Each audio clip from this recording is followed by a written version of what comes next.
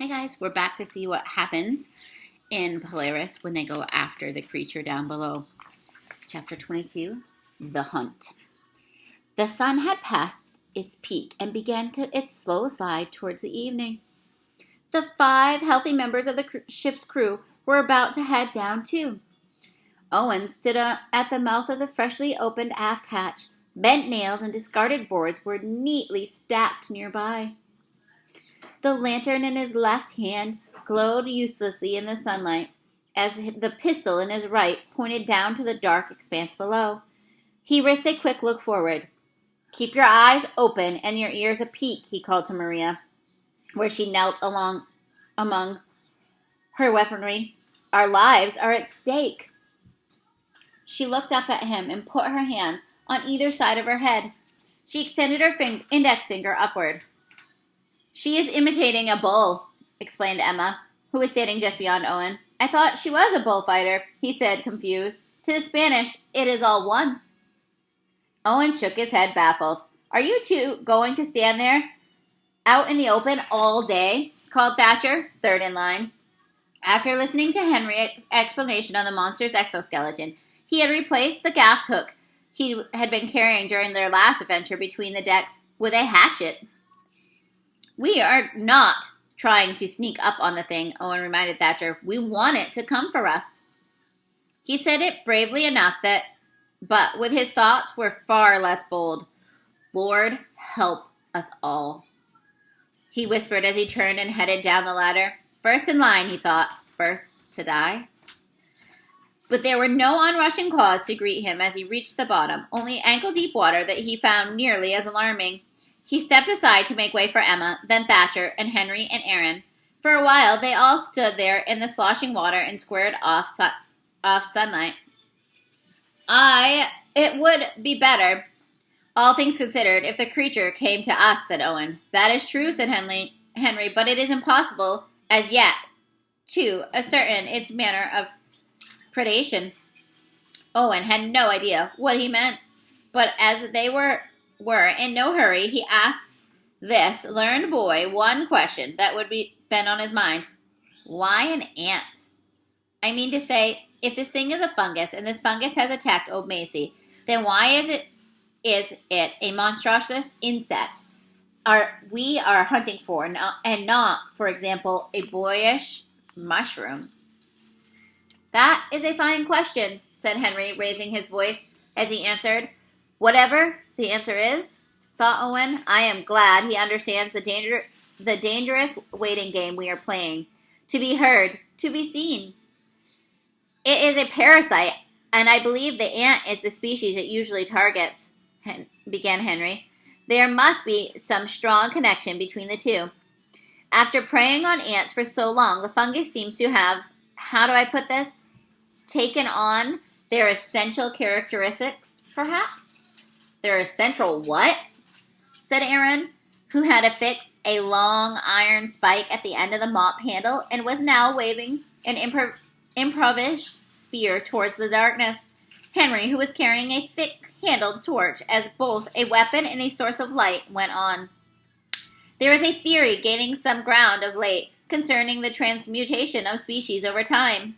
Changes with each success generation, that sort of thing. I do wish the doctor were still with us to explain it better. I do not know enough, and I am too scared at present to think intelligently."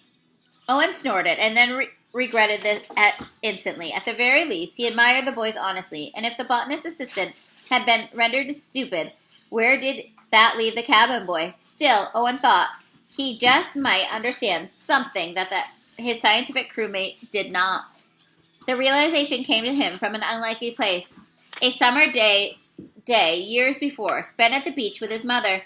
He'd been 7 then, or perhaps 8, but he could no longer remember his exact age with certainty. But the rest of the details were stamped indelibly into his mind. It was a sort of a strong childhood memory that people carry to their graves. His mother had been wearing a puffy striped bathing gown that covered her from ankle to neck. He'd been wearing his own 2-piece bathing outfit, completely with a navy blue top and a simple belt to keep his shorts up in the waves. They were kicking around about in the warm shallows of a low tide when his mother had called out, "Look, look, it's about to happen." Owen had rushed over the stone lip of the little tidal pool and looked where she pointed. What he saw there was a hermit crab about the size of his thumbnail. He'd seen them many times before, of course, but he'd never before seen one naked. The alien-looking little beast had just pulled itself free of its old shell. Owen watched in astonishment as it scampered across the wet stone into a larger shell it had pulled up nearby. The little crab quickly turned itself around inside its shell and popped its head and legs back in the front.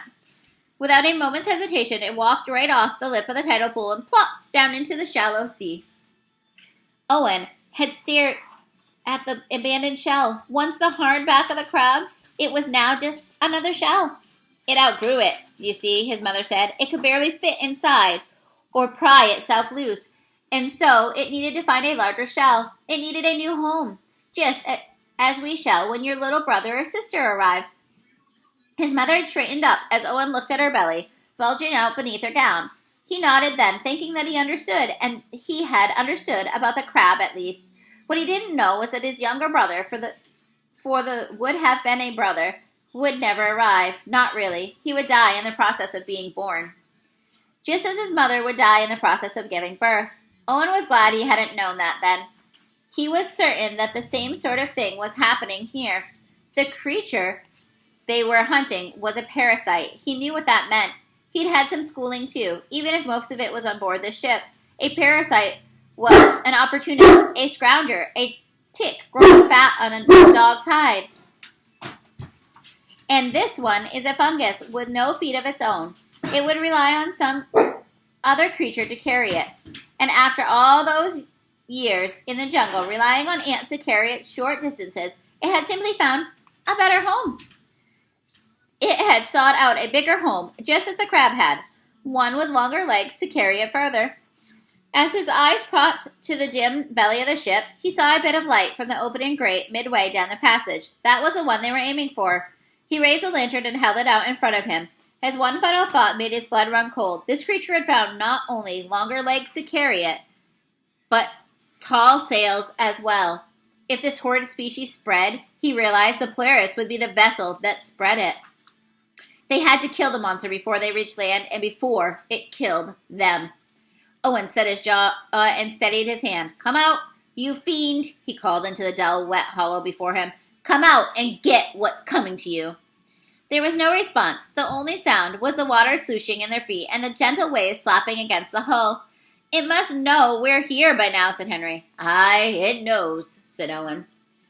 Is it possible that the monster understands it must leave the ship to survive, he wondered. Is the creature blotting out of the brain of its human host or taking it over? Whatever the case, it was clearly too smart to come charging straight into the wall of weaponry currently deployed against it. "We're going to have to go look for it, aren't we?" said Aaron. Owen sized up the dim passage before them. Amid the shadows and the flickering firelight, in an opening in the bulkhead wall formed a dark square. It was hot, stuffy, and almost unbearably humid between the decks, but the opening chilled him like a plunge to icy water. It was a natural bottleneck, an obvious ambush point, and they would have to go through it. He knew the longer they waited, the harder it would be.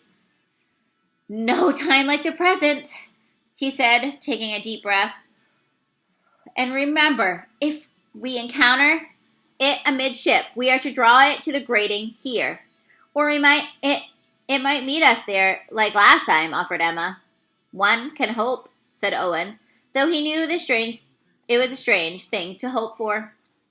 Slowly, they began moving forward. A few of them were looking back. As they did so, their weapons were pointed out in all directions, and like quills of a porcupine. Owen felt the sweat pouring from him in its swampy heat. "Maybe it's really dead?" ventured Aaron. Owen only grunted. He had advanced the idea himself, and he really ought to put an end to it now. But that was another bone-deep memory, another one to take to the grave. He remembered his hand shaking with fear, and he pulled the trigger, and then jerking upward with a blast. It had been so long since he'd fired a pistol. The recoil had been far greater than he recalled. It was true that, when the smoke cleared, the monster was gone. But if they wanted to find the bullet, he felt certain that they'd be better off searching the wooden ceiling than the monster's belly. "Keep your eyes open," he growled, as close as he could to come to an admission. "Not about to close them now," grumbled Aaron. Owen didn't answer. They had reached the dark gap in the bulkhead. "Ready yourselves," he said, and then he pushed through with a little hop. Water splashed at his feet, and his pulse pounded as he swung the lantern and the pistol from side to side. The passage was narrow here, and the flickering lantern light revealed nothing but dark walls and shut doors. "All clear," he said in one long exhale. As they continued on, the passage opened back up. Once again, it had stretched the width of the ship. They had reached the open grating midship and called up to let Maria know that they had arrived. The weak light filtered as they passed beneath. A strange mix of light and shadows bewitched Owen's vision. Torchlight behind, lantern light in front, and daylight all around. The shadows danced back and forth, and the light glittered in the water. At his feet, everything seemed to be moving, even the walls. Owen felt his pulse race again, and the drumbeat in his ears drowning out the sound of his companions. The crew berth was just up ahead, swamped now with sloshing water. Owen realized he had been holding his breath, anticipating the funk of all that discarded wool and grimy leather awash in filthy brine. Reluctantly, he sucked in a quick breath, but it wasn't old boots and wet trousers he smelled. Once again, it was something much sweeter. "Oh, no," he gasped. "It's here," whispered Thatcher just behind him. Panic flooded Owen's brain. Suddenly he couldn't, for the life of him, remember why they had wanted to be attacked. He did not want that at all now. "Where?" whispered Emma. Owen swung his lantern from side to side in front of them, and the light chased them in the shadows. He saw nothing of the ordinary. Perhaps in the darkness just beyond? Took another breath, and his lungs filled with sweet scents that now knew to be the predatory fungus he wanted to retch. And then a sound. Owen heard a soft scratching directly above him. His first thought was that they had left the hatch open and perhaps the monster had escaped to the deck. But as he looked up, he understood that hadn't gone anywhere. It was directly above them. The light of both torch and lantern played across the dark red back. Its 6 barbed legs were spread wide and secured firmly to the wood, and then its head swung around, all the way around. It considered them through the eyes of old Macy. Gone was the layer of gelatinous slime that had coated its face before. All that was left was a dewy gloss, like a light sweat. Several of the crew shouted and screamed at once. "What is happening?" Maria called down through the grating behind them, but no one answered her.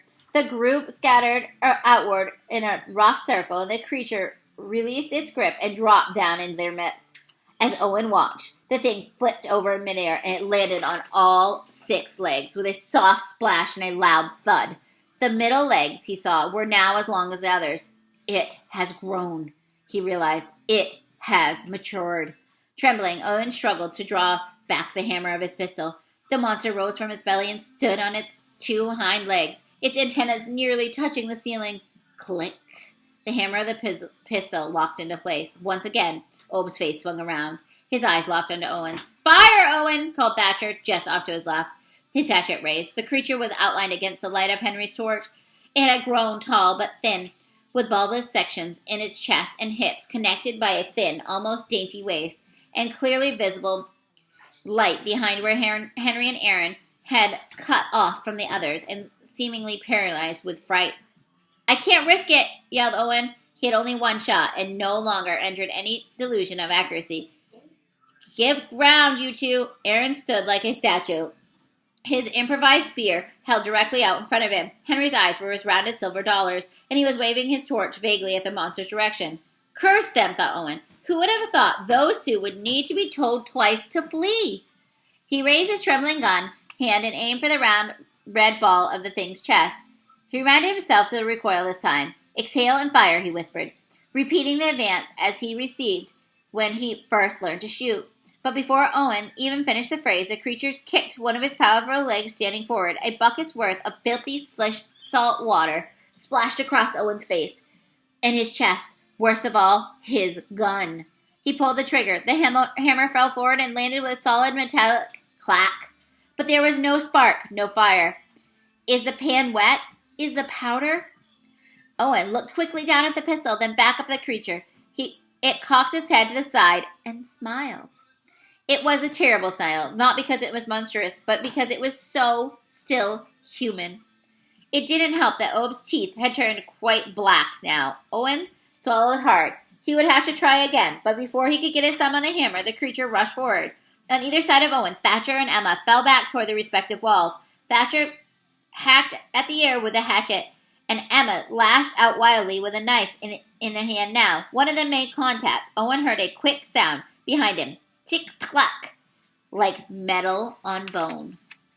Which one, he couldn't say. He was still now running headlong back toward the opening grating. The monster ignored the others and whatever minor wound it had sustained and rushed after him, dropping down on 4 legs to increase its speed. Now it was pursuing the greatest threat. "Now, Maria!" Owen shouted as he passed under the grating. "Watch out!" she called back down. A moment later, boiling water poured down through the square opening. The wood hissed and seamed where the water hit, and Maria had done her job well and kept the cooking pot at a rolling boil, and now the scalding water slapped down on the back of the charging creature. It released a muffled cry and lurched to the side, colliding against a thick wooden column in the dull crack. "I think I got it!" crowed Maria. Stunned by the conclusion, the creature rose unsteadily to all 6 feet. Then it turned its head around to look at its wound. It was in steaming sunlight. Owen saw steam rising from the thing's back. A section just above the waist had turned bright, cooked lobster red. Owen's face was twisted in a mix of pain and anger. As soon as his eyes found the steaming burn wound, the creature flopped over to its back. There was one quick hiss, and the back landed in the sloshing wastewater. Owen used the opportunity to edge back around the squirming intersection and rejoined his mates. He called after Mira once again. "Get the spear!" Shimmying on its back like a cat rolling on a rug, the creature opened his eyes. It twisted quickly to one side, legs scrambling for purchase. Just as it righted itself, there was a flash of metal directly above it. It leapt toward the darkness beyond the grating. The point of the spear shot straight down. It missed the creature's bulbous hindquarters by inches and sunk into the wood with a dull thunk. The creature landed in the shadows a moment later.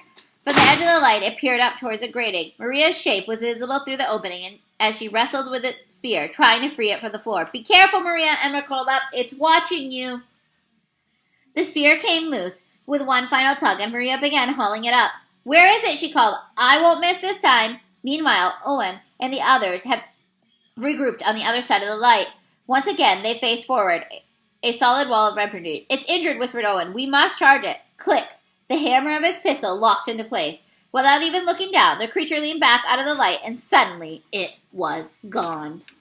"I can't see it anymore," said Aaron. Suddenly, there was a slap of wood and a rush of draining water. "No!" bellowed Owen, rushing forward. His lantern held at his arm with a pistol and held it close to his body. He rushed through the light from the grating. The others frowned. Followed, not as an unified wall anymore, but more like a line of duckling, each one more reluctant than the one before. "Don't spear me," Emma called as she passed under her sister's shadow. Owen reached the edge of the light and plunged forward to the darkness. It was a huge risk, but if he didn't stop the monster now, he doubted they ever would. Thunk! Owen reached his destination and came to a halt. He had the lantern out and stared at the raised hatch and the heavy wooden door at its center. Emma arrived then, Thatcher, then Henry and Aaron. "Did it?" asked Emma. Owen it nodded. "It escaped down into the hold." "Should we go after it?" asked Henry. "It would be suicide," said Thatcher. It is a lightless hole, cramped and crammed with every manner of obstacle and impediment. And now it will be flooded. The cargo toppled over, everything in disarray. It would be dangerous, honestly, even without a monster. The assembled crew stood looking at the wooden hatch. No one questioned Thatcher's assessment. The hold had been his domain once. Now it belonged to the beast. Images played out in Owen's head. Had they drawn the creature out into the open, they had sprung their trap. Their plan had worked. Yet the monster still lived. Now it would complete its transformation in the darkness. All right, that was chapter 22. We're going to find out what happens next in chapter 23 tomorrow. Have a good day, everybody.